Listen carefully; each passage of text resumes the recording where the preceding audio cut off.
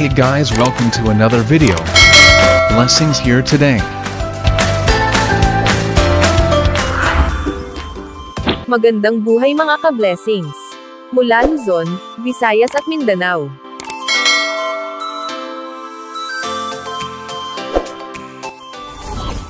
Good news mga ka-blessings. Dahil ang payout po ng cash grants para sa mga beneficiaries ng Conditional Cash Transfer Program o Pantawid Pamilyang Pilipino Program ng DSWD ay nakaschedule na po ngayong araw, April 25, 2024, araw ng Huwebes. Narito po ang payroll schedule para sa bawat rehiyon. Period 6, 2023, Additional 4-piece listahanan 3, HHS-CBS Regular. Region 1, Region 2, Region 3, Region 4A, Region 5, Region 6, Region 7, Region 8, Region 9, Region 10, Region 11, Region 12, NCR, CAR, Mimaropa Region, Caraga Region, ARMM, at BARMM. Period 6, 2023, RCCT-CBS Regular. Region 10.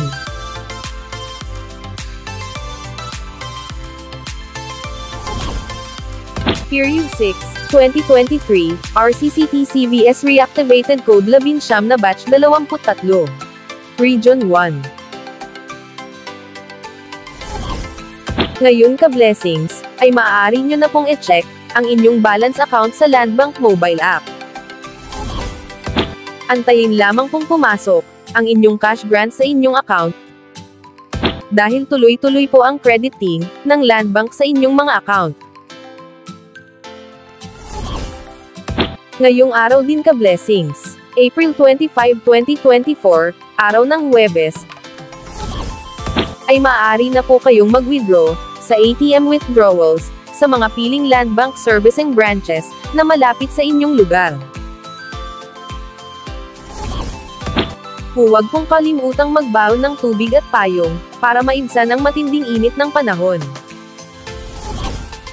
Keep safe always mga ka-blessings. God bless po.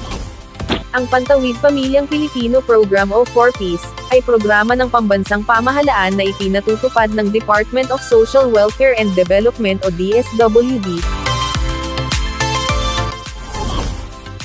sa pakikipagtulungan sa iba't ibang ahensya gaya ng DepEd, DOH, DILG, at sa mga lokal na pamahalaan. Pinagtibay ang programa sa pamamagitan ng pagsasabatas nito bilang Republic Act 11310. Ayon sa batas, ang 4-piece ang magiging pambansang stratehiya upang mabawasan, at kalaunan ay puksain ang kahirapan sa ating bansa.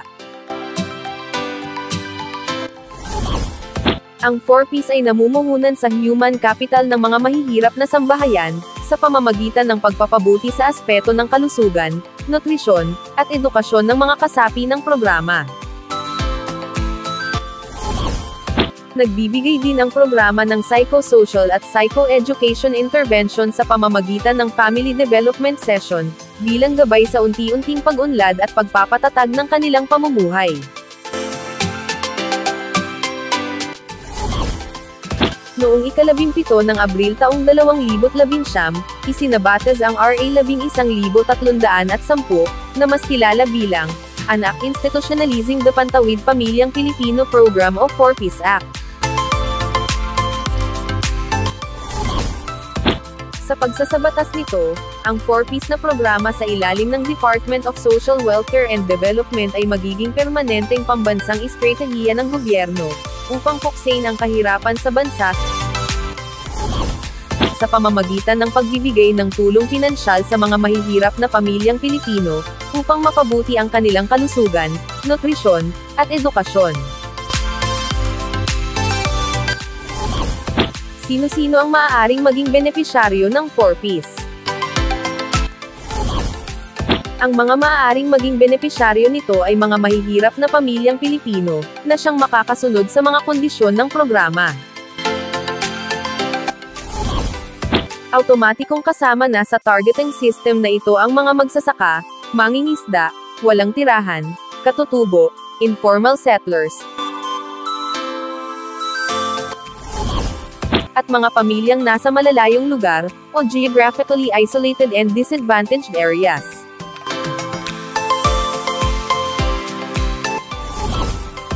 Narito ang mga batayan ng isang pamilya na maaaring makasama sa programa. Dapat mayroong 0 hanggang 18 taong gulang na miyembro ng pamilya. Ang mga batang nasa edad 6 hanggang 18 ay kailangang naka-enroll sa paaralan. Mayroong miyembro na nagbubuntis sa panahon ng rehistrasyon.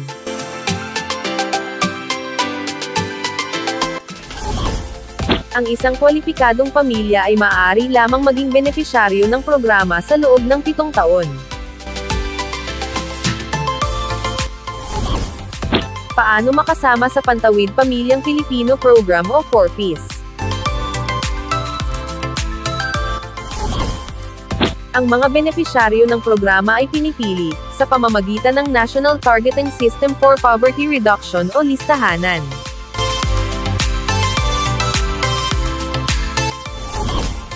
Kung saan sila ay nagbabahay-bahay, upang mag-interview, at makita ang tunay na kalagayan ng isang pamilya. Sa ngayon, ay pinag-aaralan na ng DSWD na magkaroon ng community-based targeting system, na galing sa bawat DSWD regional offices, para madaling matukoy ang mga kwalipikadong benepisyaryo ng Pantawid Pamilyang Pilipino Program o 4Ps.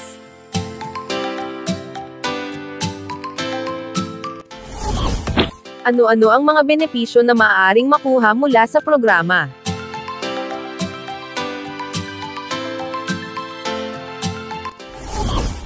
Sa ilalim ng 4Ps Act, ang mga benepisyaryo nito ay makakatanggap ng mga sumusunod. Tulong pinansyal para sa edukasyon, kung saan hanggang 3 bata lamang sa isang pamilya ang maaaring monitor ng programa.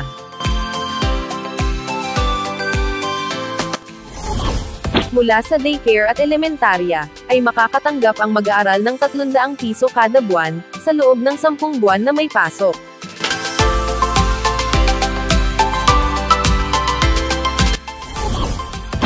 Sa high school ay makakatanggap ang mag-aaral ng 500 piso kada buwan, sa loob ng 10 buwan na may pasok.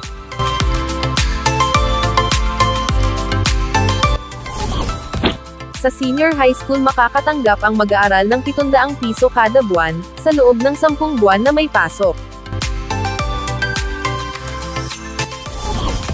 Makakatanggap din ang mga benepisyaryo ng tulong pinansyal para sa kalusugan, kung saan ang halaga nito ay nakatalaga kada isang pamilya, at hindi nakadepende sa bilang ng mga miyembro nito.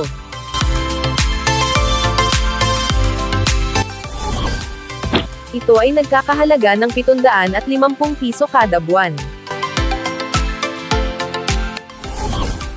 Makakatanggap din ang mga benepisyaryo ng rice subsidy, na nagkakahalaga ng 600 piso kada buwan.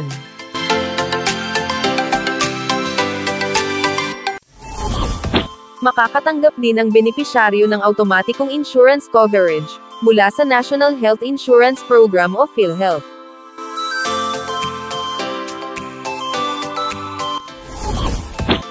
Sila rin ay prioridad sa pagtanggap ng serbisyo mula sa Sustainable Livelihood Program o SLP ng DSWD, sa pagbibigay ng kapasidad sa pagnenegosyo at pagtatrabaho.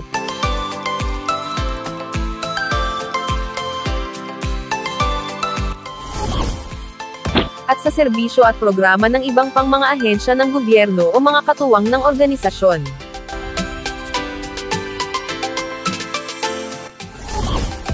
Bukod sa mga nabanggit, ang mga benepisyaryo ay maaaring mabigyan din ng iba pang benepisyo, base sa mga bagong panukala o kautusan. Maraming salamat po mga ka-blessings.